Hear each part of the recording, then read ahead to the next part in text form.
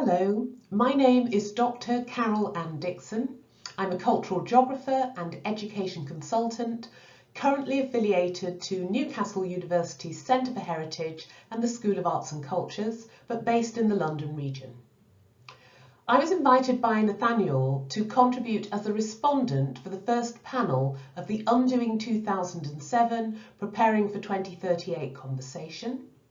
But I am also presenting some information from a project that I was involved in more than a decade ago that speaks to many of the themes within this conference. That project, which was launched in 2013, was titled Making Freedom, Riots, Rebellions and Revolutions, and it culminated in a static exhibition at the Pavilion Gallery at the Royal Geographical Society in London in 2013. But also involved a series of consultation and presentation events around the country, taking a touring exhibition into libraries and town halls and other public venues, and also running a volunteering and education programme for young people and lifelong learners. So in my presentation today, I'm going to talk you through some of the successes and the challenges of delivering that project, and also how some of the work we did on that HLF-funded initiative feeds into the narratives that we're discussing in 2024 with regard to undoing the work of 2007 and preparing better for the bicentennial commemorations of 2038. I refer to Making Freedom as a groundbreaking project for two reasons. Firstly, back in the 2010s when we were conceptualising and developing the project, it was the first time that the HLF had awarded a main grant of over £200,000 to a small black-led charitable organisation like Windrush Foundation. In those days, the convention was for a national body to retain monies and then distribute them to smaller community-facing partners who could deliver elements of the programme.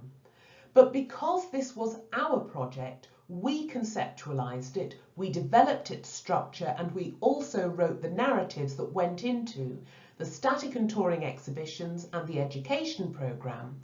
We were not prepared to become a subsidiary partner in our own initiative, and then the Royal Geographical Society, who were our exhibiting partner, taking on the reins as the lead partner. So we had that struggle to bear. The other reason why it was groundbreaking is also because the focus of our exhibition narrative and our interpretation work in the education programme was solely placed on the resistance movement of freedom fighters in the Anglophone Caribbean and the wider Caribbean region. So we focused on enslavement rebellions and other resistances in that part of the world, more so than the parliamentary abolition that augmented that work here on UK soil. And that at the time was groundbreaking. So I see this project as a tremendous success that can serve as a template for other organisations wishing to pursue this work to emulate. I'm now going to turn to my respondent's role in the panel and give my reflections on the four preceding papers. But what you will also continue to see running in the background are the slides showing some of the successes and outcomes of the Making Freedom exhibition and interpretation project that was delivered not only in 2013, but also became a continuation project when the panels toured to different islands and nations in the Caribbean region. Turning first to Dr. Toyin Agbetu's presentation, which raised the question about what resistance looks like when we exist within the belly of the beast. For me, Toyin spoke with immense passion and heart about his scholar activism, and he also really brought home to us what it must have felt like for him to stand up in the middle of the 2007 national commemorative event in front of Her Majesty the Queen and express his emotion that no one was saying sorry for the crime against humanity that was committed throughout the era of transatlantic enslavement. So much of his presentation was centred on the body and how, as an activist, one has to viscerally respond, taking on the strength of our ancestry to push back against the kinds of complicity and the mealy-mouthedness of people who don't fully understand that an apology, as well as reparative justice, is needed for everything that happened throughout the era of transatlantic enslavement, imperialism, and colonialism.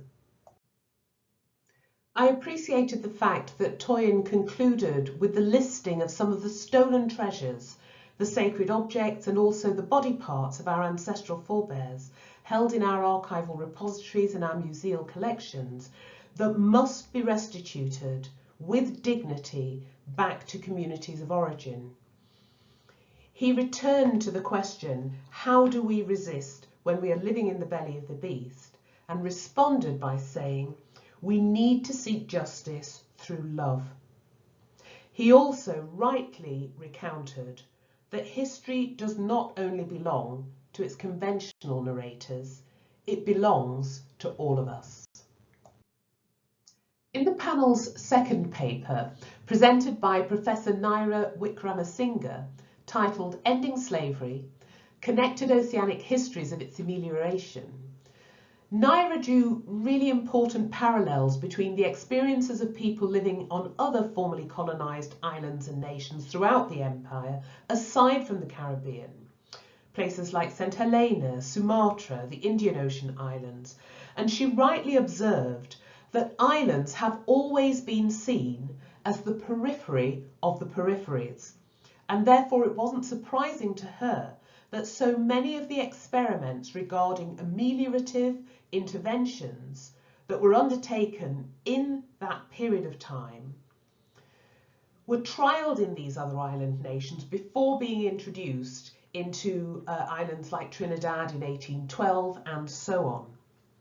She quoted from Wilberforce's speech from July 1822 in the House of Commons as a prelude to sharing her insights about the ways that hierarchies of control and hierarchies of management across empires were codified in blue books. And this type of counting, tabulation, classification and disciplining of humanity became part of colonial law. Naira's insights about gender in relation to amelioration really helped to focus all our minds on the very different ways that oppressed peoples encountered and had to navigate the imperialist technologies and mechanisms of power. And I also felt that there were many parallels between what she was saying and the work of our third presenter, Dr. Claudius Fergus. His question focused on how amelioration became Britain's first Code Noir, and his presentation was situated at the nexus of amelioration and the transition to emancipation. The visual imagery, as well as the spoken narrative in Dr. Fergus's presentation, was heartbreaking to view and to hear, but very necessary for us to engage with. He explained to us that the original long-term objective was to increase the enslaved population through natural means, and that the transition to amelioration actually had nothing at all to do with benevolence. Amelioration was still chattel enslavement, just by another name.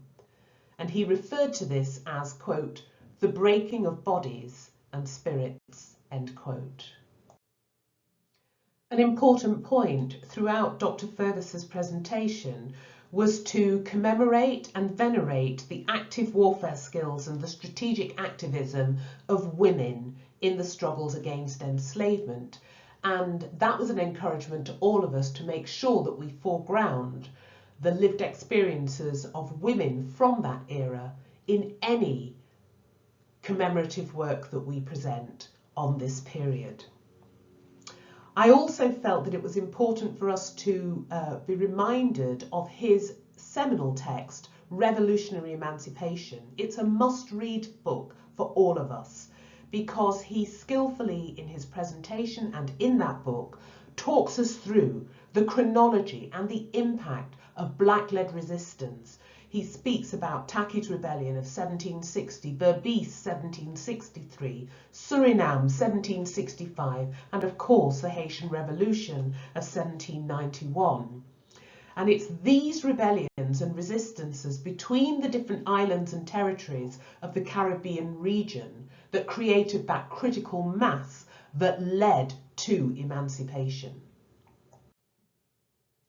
Towards the latter part of this paper, Dr. Fergus presented a comparative analysis of the Code Noir from the Francophone context and how that was transposed into the slave codes of the British Empire context, and then moved swiftly to talk through the issue of reparative justice, rightly reminding us that abolitionists have been campaigning and fighting for reparations and compensation for formerly enslaved Africans since at least the 1840s. So this is a long struggle, culminating most recently in milestones such as the development of CARICOM's 10-point plan for reparative justice and the establishment of a centre for reparations research in Jamaica since 2017.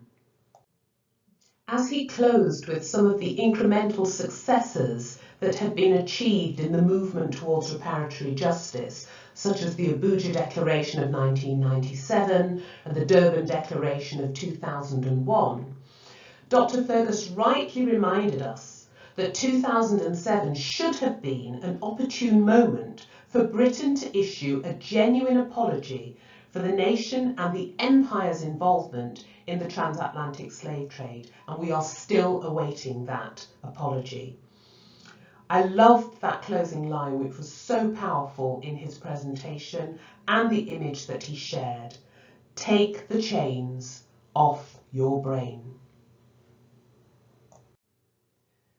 In the fourth paper within this panel, Professor Catherine Hall was responding to the question, can we repair and build, learn from the past, and build towards the future?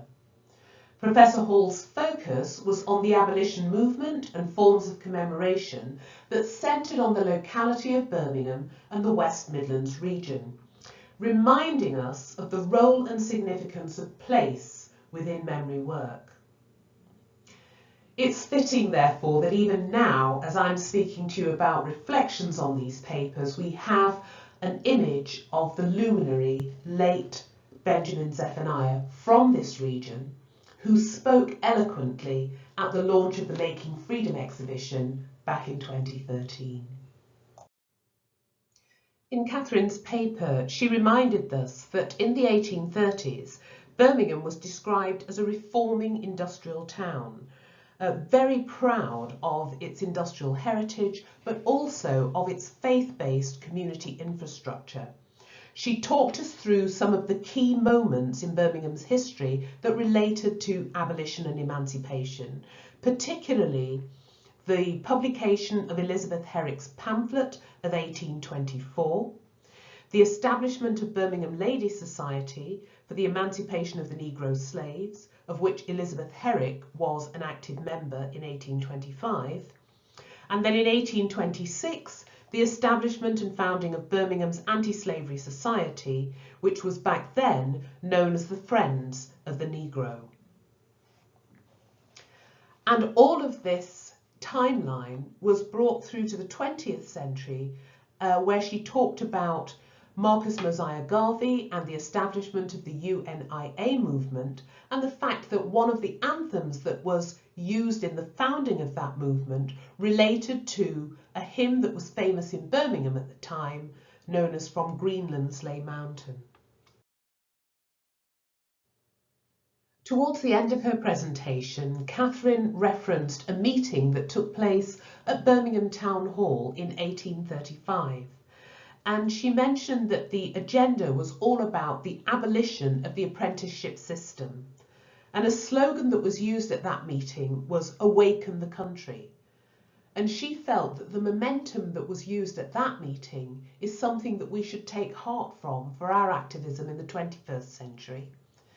She mentioned rightly that 2007 had been an important moment in the national conversation about issues of abolition, emancipation and liberation, but that there had been missteps, mistakes, inaccuracies and omissions. Nevertheless, out of the successes that emerged from 2007, we should take hope, and we should augment and progress that hope into the work that we are doing today. And she also said that even in this moment of pushback with regard to issues of race and racism, we should remember that the pendulum will shift back towards issues of reparative justice. I hope you found my overview of the 4 papers presented in the panel helpful, and you were also inspired by some of the images shared about the Making Freedom exhibition from 2013. You can find out more information about my heritage work by going to museumgeographies.com. Please keep in touch. A luta continua.